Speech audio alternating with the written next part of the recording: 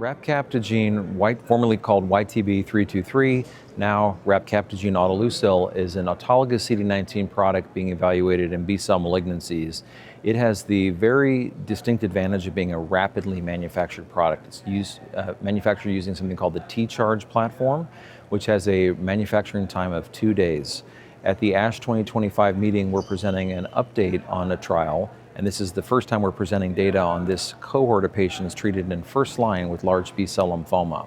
These patients have high-risk disease, meaning that they have baseline clinical high risk, and they have 2 cycles of chemo with a poor response, and then they enter this single-arm study to receive rapcabtagene as a consolidation or as a response improvement for patients that don't get good benefit from chemotherapy. We're showing some very promising results and obviously excited for future studies to come with rapcabtagene.